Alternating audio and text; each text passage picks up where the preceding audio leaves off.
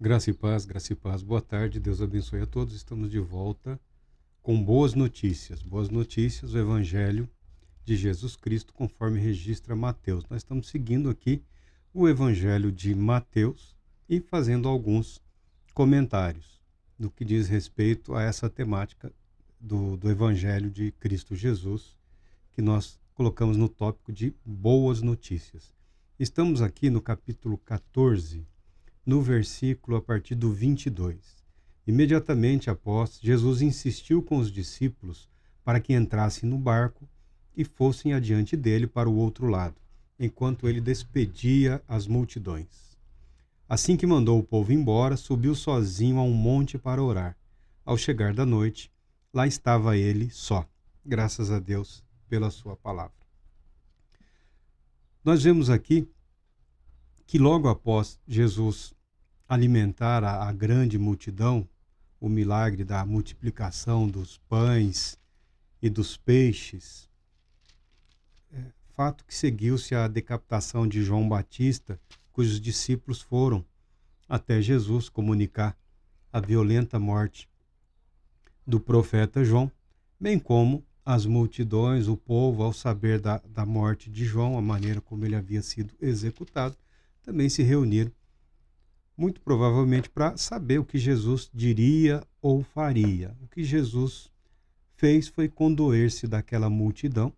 Após curar os enfermos, os doentes, ele alimentou aquele povo. João o evangelista, relata que a partir do momento desse grande milagre aqui, de que uma grande multidão foi alimentada com pães e com peixes, o povo ficou entusiasmado e queriam levar Jesus, mesmo que fosse contra a vontade dele, para fazerem dele o rei. Queriam transformar Jesus o rei deles. Não é propriamente o que Jesus queria, não é esse reconhecimento que ele esperava, não estava nos planos de Cristo Jesus apresentar-se como alguém que estaria usurpando ou movimentando o povo numa rebelião, numa revolta contra o poder estabelecido daquela época, os descendentes de Herodes e juntamente com os governantes a serviço de Roma.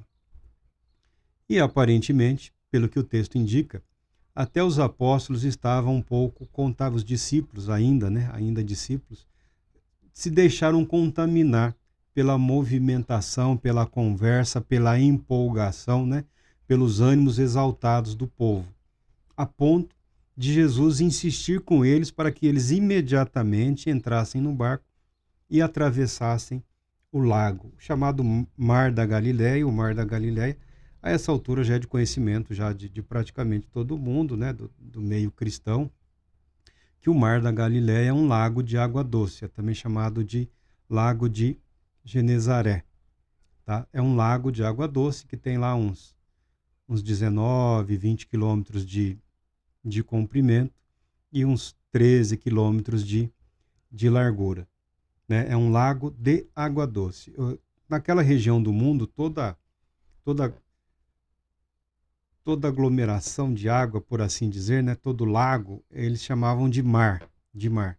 Diferentemente da nossa região aqui, a água lá é algo um tanto quanto escasso. A água que existe, ela é suficiente.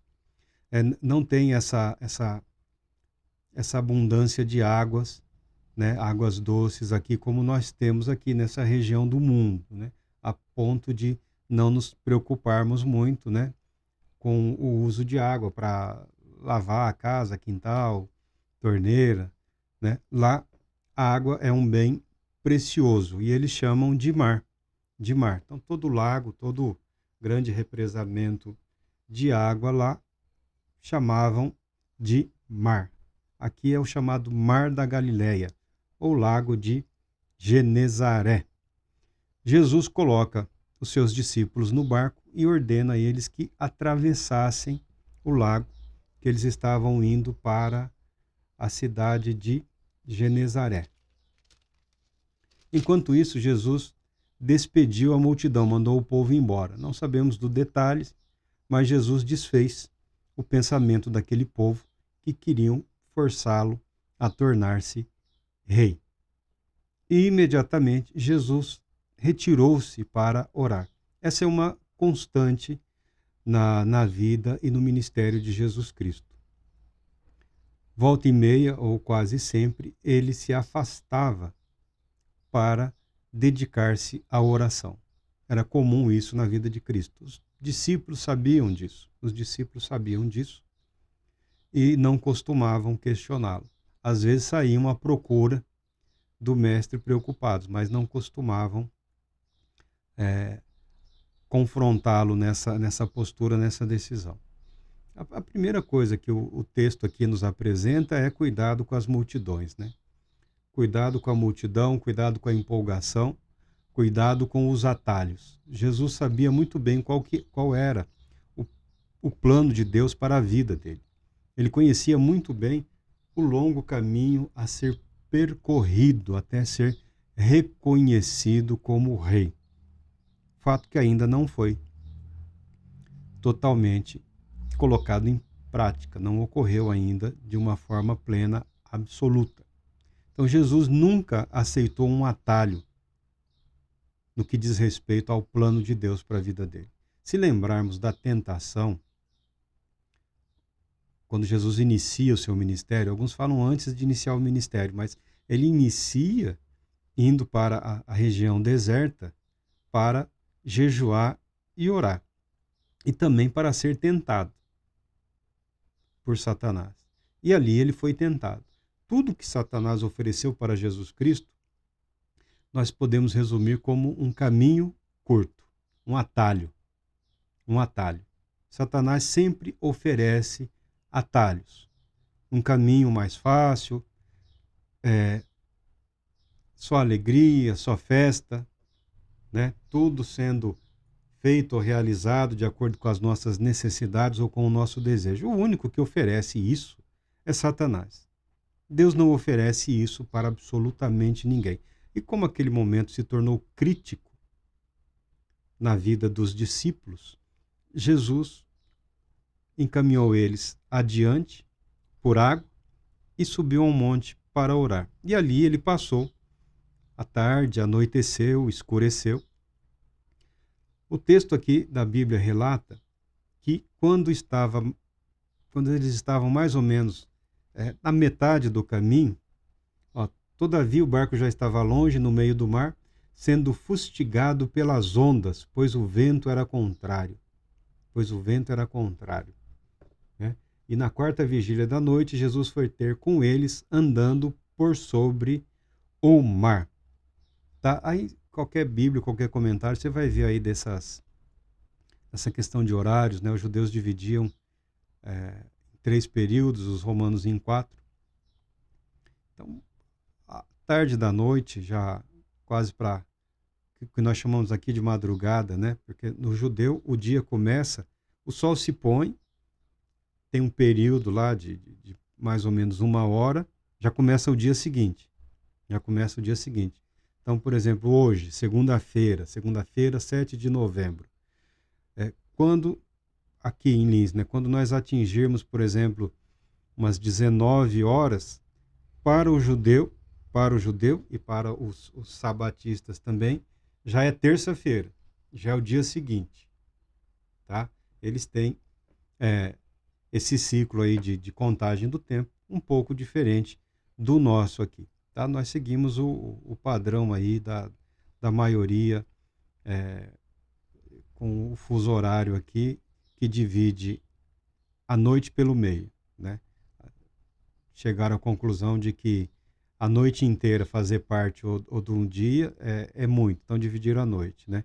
Até meia-noite é terça-feira, depois da meia-noite, até meia-noite é segunda, depois da meia-noite é terça. Cabeça dos romanos, né? Eles tinham essas ideias e venceram, influenciaram o mundo nesse sentido. O importante aqui é sabermos que Jesus permaneceu em oração com o objetivo de que o ministério dele permanecesse dentro do plano e do propósito de Deus. e também que os seus discípulos permanecessem naquilo que estavam sendo ensinado, naquilo que estavam sendo adestrados, naquilo que estavam sendo preparados para viverem. E o que é? Dependência total e absoluta de Deus. Confiar em Deus, confiar no plano de Deus, confiar nos propósitos de Deus, dedicar a sua vida para que ela seja uma vida de submissão ao plano e ao propósito de Deus.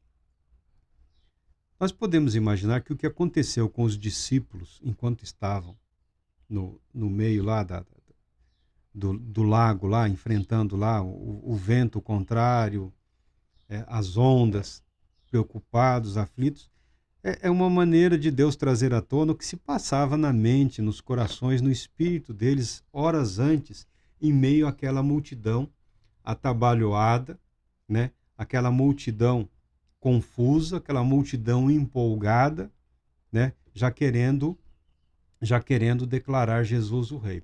Chegaram com um pensamento, com um propósito, e ao presenciarem o milagre, já quiseram antecipar, não, esse é o nosso rei, porque com ele comida não vai faltar. Com ele o inimigo não poderá nada contra nós. Ele cura o enfermo, ele ressuscita o morto, ele alimenta o faminto. Esse é o nosso rei. Mas não estavam de acordo com o plano e o propósito de Deus. O cronograma não estava batendo, não estava batendo. Jesus, sabendo disso, descartou essa possibilidade, encaminhando a multidão embora, para suas casas, para suas vidas.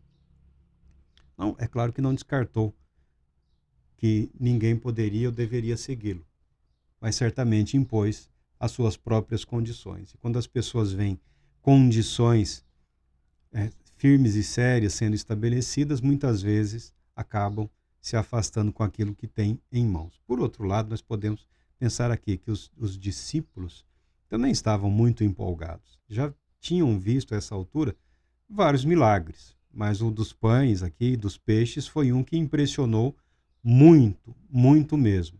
E agora, logo em seguida, eles que eram pescadores, a maioria, né, era de pescadores, estavam ali meio que amedrontados, sentindo-se sozinhos, né, em meio a uma aflição, preocupados que o barco poderia não suportar ali o vento, as ondas, né, preocupados com as suas próprias vidas. Vejam que a empolgação desapareceu total e completamente, a ponto de, no versículo 26, diz o seguinte: quando os discípulos o viram andando sobre as águas, ficaram aterrorizados e exclamaram: é um fantasma! E gritavam de medo. É um texto, não tem como evitar o riso, não tem como evitar, né? Porque o que o texto aqui deixa claro é que eles estavam completamente desesperados. E quando Jesus foi até eles, é um pensamento muito bonito, é interessante.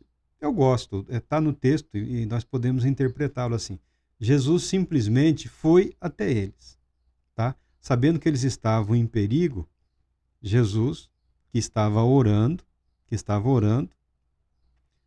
levantou-se e foi até eles caminhando sobre as águas.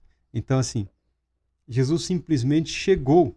Eles já estavam ali na metade do caminho, uns 5, 6 quilômetros já. Jesus chegou como que vencendo o tempo e a distância, muito rapidamente. Jesus simplesmente chegou até eles. Jesus simplesmente aproximou-se, né? Mostra aqui o poder de Cristo Jesus.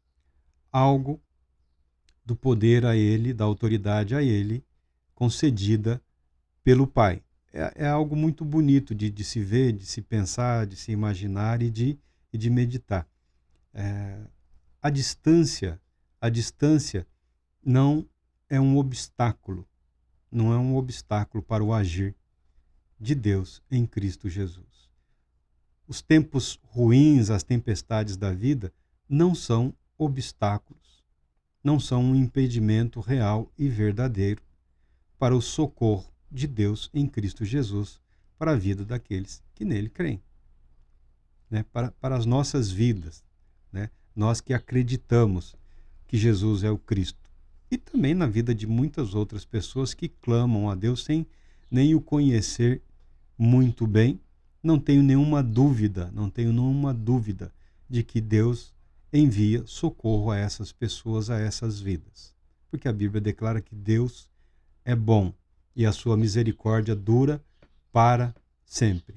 O fato é que os discípulos aqui estavam gritando de medo, estavam ali uma cena até constrangedora, por assim dizer, né? Homens corajosos, acostumados com as dificuldades, a maioria deles, né, estavam num momento de aflição, de desespero. Durante a noite, a tempestade, a figura do homem que se aproximava caminhando sobre as águas, despertou neles o medo,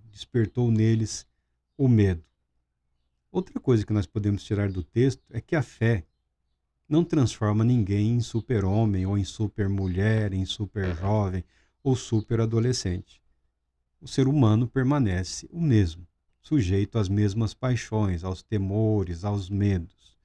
E muita gente cria uma casca, né, de coragem, de ousadia, de ferocidade, de agressividade, que nem sempre corresponde à realidade. Nós somos o que somos. Nós somos o que somos. Somos seres humanos, sujeitos à empolgação, sujeitos também ao desespero, capazes de atos corajosos, de decisões ousadas e, ao mesmo tempo, de momentos de profundo desânimo, profundo desespero. O importante é saber em quem a nossa fé está ancorada. A nossa fé está ancorada em Cristo Jesus. Diante do desespero dos discípulos que não conseguem reconhecer o Mestre, que não conseguem reconhecer a presença, a aproximação de Cristo Jesus durante a tempestade, no meio da aflição, naquela situação, Jesus precisa acalmá-los, dizendo: tende bom ânimo, sou eu, não temais. Não temais é uma frase, é uma expressão que ocorre muito na Bíblia, porque o medo é um péssimo conselheiro. O medo não é amigo da fé. O medo não é amigo de ninguém. O medo é amigo do desespero. O medo é amigo da aflição. E o medo muitas vezes conduz as pessoas para aquilo de que elas estão tentando fugir ou escapar. O medo. Então é praticamente um mandamento, é praticamente uma ordenança na Bíblia. Não temais, ou seja, vença o medo, permaneça na fé, permaneça confiante, apegue-se a Deus. Você conhece o propósito de Deus, você conhece, eu imagino, o Evangelho de Jesus Cristo. Você tem a possibilidade e a facilidade de consultar diariamente a palavra de Deus, as Escrituras. Tem muitas opiniões, tem muitas pessoas aí pregando, ensinando, falando, discutindo, narrando, reapresentando, reinterpretando. Mas nada impede de que a pessoa faça isso diretamente nas Escrituras.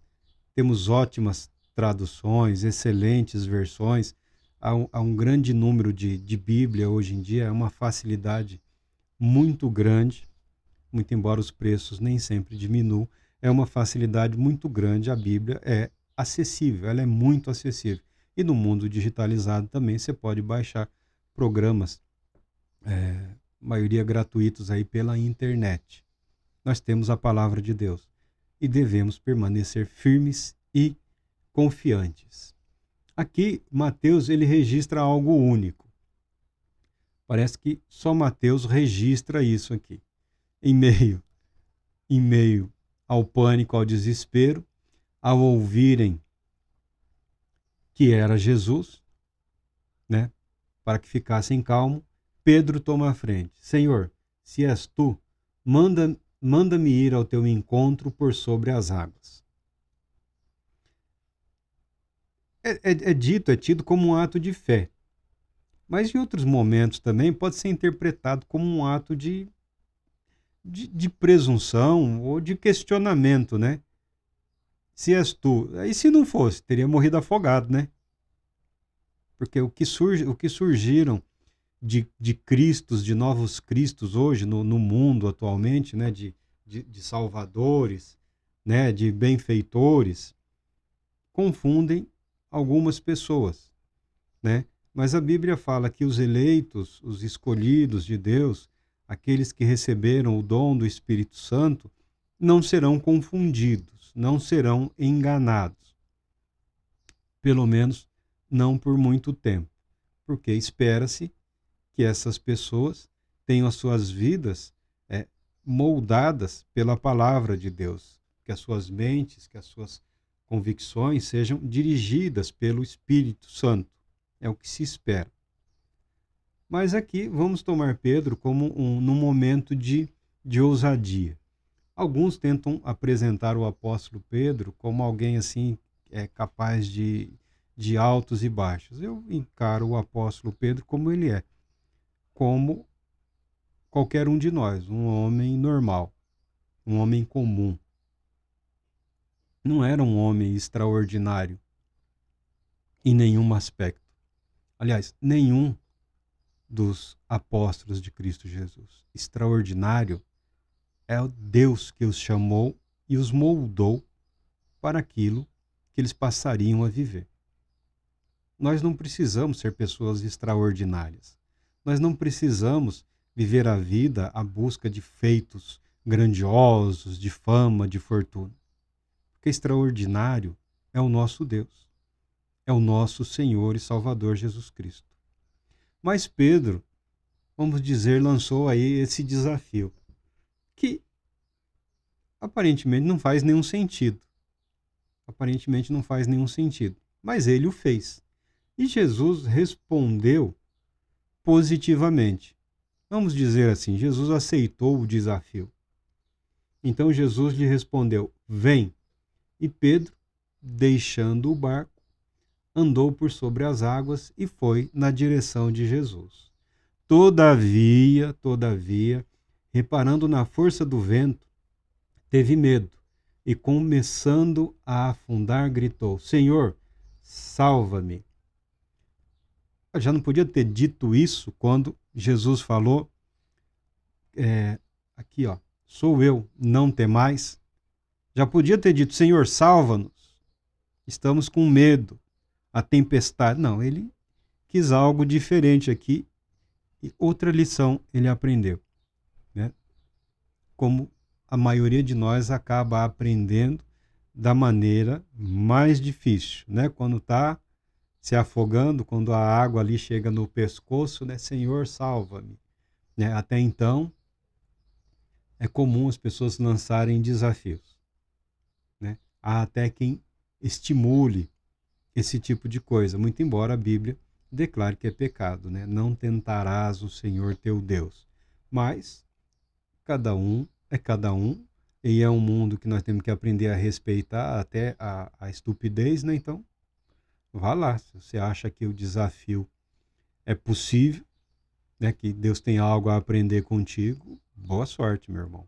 Eu prefiro permanecer naquilo que está escrito aqui e não vejo motivo para instigar ninguém a colocar-se em risco e a criar problemas para a sua própria vida. Jesus disse: vem. E não é que Pedro foi, desceu do barco e andou. Andou, mas começou a racionalizar a situação. A tempestade, as ondas, embaixo dos meus pés é água. Como é que isso está acontecendo? Né? Será que vai dar certo? E começou a afundar. No que começou a afundar, já voltou-se para Jesus pedindo socorro, pedindo por salvação. Jesus imediatamente estendeu a mão, segurou e disse: homem de pequena fé, por que duvidastes?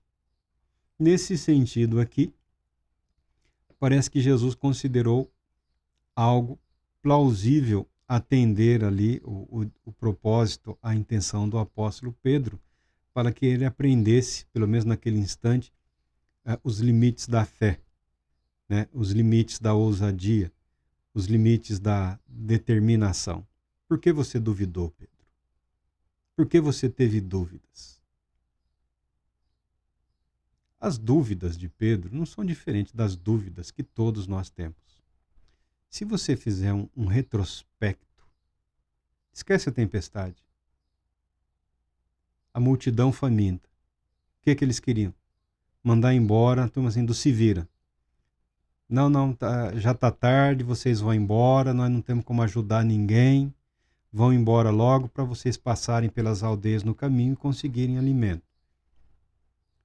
Jesus multiplicou os poucos pães e peixes que estavam ali e alimentou a multidão. Alimentada a multidão, vem a empolgação. Esse é o nosso rei, esse é o nosso rei. Jesus diz, não é agora, não é a hora. Não é a hora do meu pai, não é a minha hora. Vocês entrem no barco e vão para o outro lado. Multidão, vocês vão para suas casas seguir as suas vidas. Eu vou permanecer na companhia do meu pai em oração. E ali Jesus, como sempre fez, se prepara, se fortalece e espera os acontecimentos para dar continuidade ao seu ministério. A dúvida, o questionamento era comum na vida dos discípulos. Os questionamentos eram comuns na vida dos apóstolos. A dúvida e os questionamentos são também bastante comuns na nossa vida. Não adianta querer expressar uma fé infalível e inquestionável, que nunca tem dúvidas, porque não é comum ao ser humano isso. Saindo de um milagre, algumas horas depois já estavam com medo da morte. E não foi a primeira vez. E não foi a última vez. Várias vezes isso aconteceu. Por quê? Eram pessoas comuns. E você pode perceber o que Deus é capaz de fazer através da vida de homens e mulheres comuns. Revolucionou a história. Mudou completamente a história. Iniciando com homens e mulheres comuns. E quando Jesus questiona Pedro, né, por que duvidastes, é claro que ele não tinha resposta. Ou pelo menos não se viu em condições de expressar. Assim que ambos entraram no barco, cessou a tempestade. Aí é uma pregação padrão, né? Bastante comum, né? Com Jesus no barco, tudo vai bem. Com Jesus no barco, tudo vai de acordo com o plano de Deus e o propósito de Deus, não importando o que esteja à frente, não importando o porto em que iremos descer, ancorar. Tá? Essa é a questão. A Bíblia não apresenta um evangelho de sucesso absoluto. O sucesso absoluto é o do Evangelho de Jesus Cristo. Não é o sucesso daqueles que creem no Evangelho. É o sucesso do Evangelho de Jesus Cristo. O que a Bíblia apresenta é o sucesso do plano e do propósito de Deus através de Jesus Cristo. É isso que a Bíblia garante. A nossa responsabilidade é termos as nossas vidas dentro desse plano, dentro deste propósito, para que o êxito e o sucesso do Evangelho conduza os cristãos ao propósito e ao plano de Deus, conforme as boas notícias, conforme o próprio Evangelho que nós aqui dissemos, estabelece e prepara. Então, os que estavam no barco adoraram-no, exclamando: verdadeiramente, tu és o Filho de Deus. Depois de atravessarem o mar, chegaram em Genezaré. Tá? Eu não vou entrar aqui nessa parte da chegada em Genezaré e dessa expressão aqui, verdadeiramente tu és o Filho de Deus. Naquele instante em que se viram salvos da tempestade, pela maneira sobrenatural em que a tempestade terminou, eles reconheceram que Jesus é o Filho de Deus. Aqui entra-se num aspecto doutrinário da doutrina de Jesus Cristo, da pessoa de Cristo Jesus, né? Humanidade, divindade. Nós vamos falar sobre isso futuramente, nós vamos falar sobre isso também nos textos aí de teologia sistemática, mas desde já eu já apresento, ninguém precisa estudar teologia para compreender a humanidade e a divindade de Cristo Jesus. Uma leitura atenta ao que os evangelhos apresentam para nós, uma leitura atenta ao que os textos da palavra de Deus apresentam para nós, a pessoa chega naturalmente, normalmente, conduzida pelo Espírito Santo, a essa compreensão. Jesus, o Cristo, é perfeitamente homem, mas ao mesmo tempo Jesus, o Cristo, é perfeitamente Deus.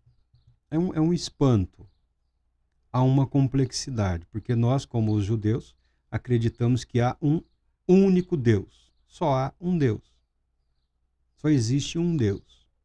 Nós adoramos a Deus em trindade ou em triunidade, tá? Mas aí não entra no aspecto da matemática, do número, da quantidade. Entra na questão da natureza, do caráter. A palavra seria essência, mas até a palavra essência, ou substância, ou essência, porque não existe vocabulário, não existem palavras que possam expressar de maneira adequada a natureza de Deus, o ser de Deus. Então, toda e qualquer expressão que se usar para tentar explicar isso, ela vai deixar a desejar. Mas é algo que, pelo Espírito Santo que ilumina aqueles que creem, nós conseguimos aceitar, apesar de todas as dificuldades que se tem para explicar. E isso é fé. E isso é fé. A fé nos conduz além daquilo que somos capazes de compreender. A fé nos leva além daquilo que estamos dispostos a aceitar. A fé nos conduz além daquilo que acreditamos ser capazes de suportar. A fé nos leva ao caminho que expressa em nossas vidas a glória de Deus, a graça de Deus, o amor de Deus. Ainda que essas palavras estejam tanto quanto aí confusas, né? Porque o tempo é confuso, então há uma série de distorções no que diz respeito a essas palavras. Não temos a pretensão de consertar absolutamente nada. O que nós temos é o compromisso, na nossa gratidão a Deus pela nossa vida, pela nossa casa, pela nossa família, por todo o bem que o Senhor Deus realizou em nossas vidas e por todo o bem que nós sabemos que Ele continuará a realizar. O nosso compromisso é esse, é proclamar o Evangelho de Jesus Cristo, com alguns temas aqui e acolá, num contexto de espiritualidade, porque espiritualidade é uma palavra que abraça a questões outras, não é só a fé como ela se expressa, é a fé que molda o caráter, a semelhança do caráter de Cristo. Esse é o desafio, esse é o desafio, esse é o desafio. Falar de espiritualidade é aceitar a pedrada, é aceitar ser vidraça. Mas você é nervoso, você não tem paciência, você é isso, você é aquilo. Porque você está falando de questões que dizem respeito a um processo de transformação que busca moldar um caráter e uma personalidade à semelhança de Cristo, que é impossível. Mas é a proposta do Evangelho. Porque Deus, quando nos chama, Ele nos chama para um relacionamento eterno. Tem cristão que ainda pensa que Deus trabalha na vida dele até quando ele morre. Aí ele morreu já, tá 100% já. Não vai acontecer mais nada, ele não vai aprender mais nada, ele não vai crescer, tá? Não, isso é algo eterno. É algo eterno. Nós nunca compreenderemos totalmente, mas compreenderemos muito, muito, muito, muito, infinitamente mais do que compreendemos hoje. Amaremos a Deus muito mais do que amamos hoje. Nos disporemos a viver de acordo com a vontade dele muito, muito, muito mais do que estamos dispostos hoje. Você entra nessa questão aí a palavra certa é mistério mesmo. Não tem outra palavra que melhor defina o propósito de Deus para a vida do cristão. Espiritualidade é aceitar o desafio. Espiritualidade é aceitar a verdade de que nós somos o que somos. E só Deus, pelo seu infinito amor, pela sua infinita graça, é de fato capaz de realizar aquilo que ele prometeu e que ele também exige de nós. É claro que a disposição deve ser a nossa, mas é importante sabermos que Deus não tem nenhuma dificuldade em cumprir tudo aquilo que ele prometeu. Temos aqui nesse texto um exemplo claro de como estamos expostos às oscilações de humor, de temperatura, de pressão, a influência do ambiente, a influência das multidões. Mas o importante sabermos é que na vida dos discípulos prevaleceu a palavra de Cristo e a vontade de Cristo. Que assim seja também nas nossas vidas, na vida de todos. Deus Todo-Poderoso te abençoe, Deus Todo-Poderoso te proteja, Deus Todo-Poderoso te traga a paz. Boa tarde, Deus abençoe a todos.